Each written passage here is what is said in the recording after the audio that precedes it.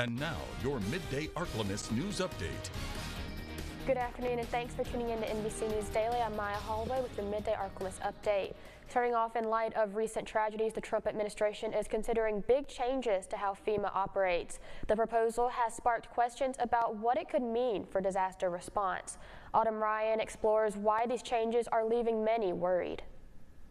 From Hurricane Katrina to Hurricane Ida, New Orleans is no stranger to natural disasters. Disasters that often leave the city leaning on FEMA for relief. But now, Homeland Security is calling for a change. The proposal to dismantle FEMA and give states more control has shifted to talks of rebuilding the agency.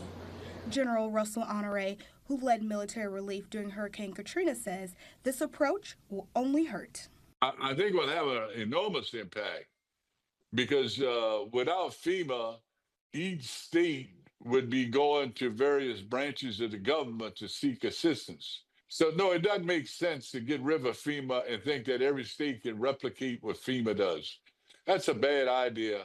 The idea of rebuilding FEMA has left many wondering what rebuild actually means and what could be lost in the process. Residents like Robert Mitchell, who's weathered storm after storm, is concerned. Mitchell says federal help hasn't been perfect, but it is essential. FEMA need to step up to the plate because they will leave a lot of people out if they don't do it the right way. And people need that. There's a lot of folks that need them more than others, I know, but we're all one and they need to take care of everybody. Should be accountable. With hurricane season in effect, General Honore suggests residents prepare by creating an evacuation plan and storing food and water in case of a disaster. FEMA is one of many organizations that residents can turn to for help. Emergency Legal Responders, an organization who's been helping families since 2017, says FEMA should collaborate closely with grassroots organizations so no one is left behind.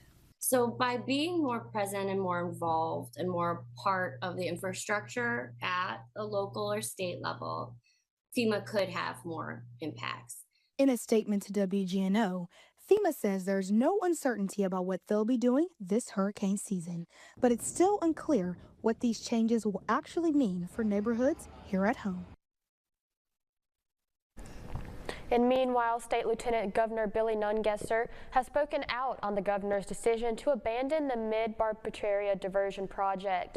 He released a statement saying when the diversion was first proposed, it was projected to cost $250 million.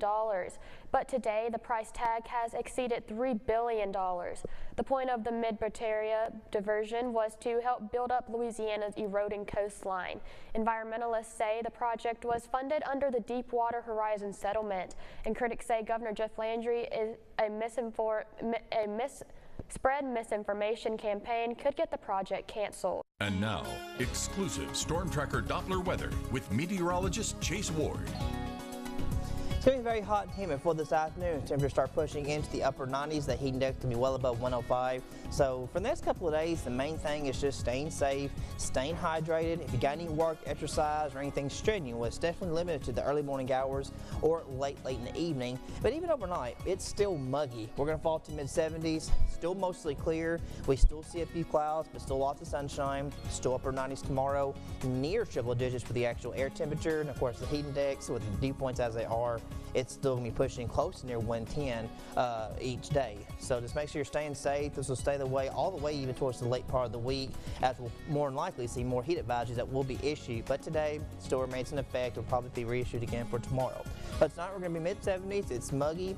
Tomorrow pushing near 99. Some spots might actually hit near 100 degrees. Now as we head towards the late week, there's kind of a little bit of relief. It won't be much. We could see some spotty thunderstorms as we head into Thursday and Friday, and then a little bit more scattered as we head into the weekend, which could help to drop the temperatures down a little bit down to lower 90s. Lows will continue in the mid-70s. They won't be changing much. However, the brief cool down into lower 90s will be short-lived because by next Monday and Tuesday next week, temperatures will be back to mid-upper 90s.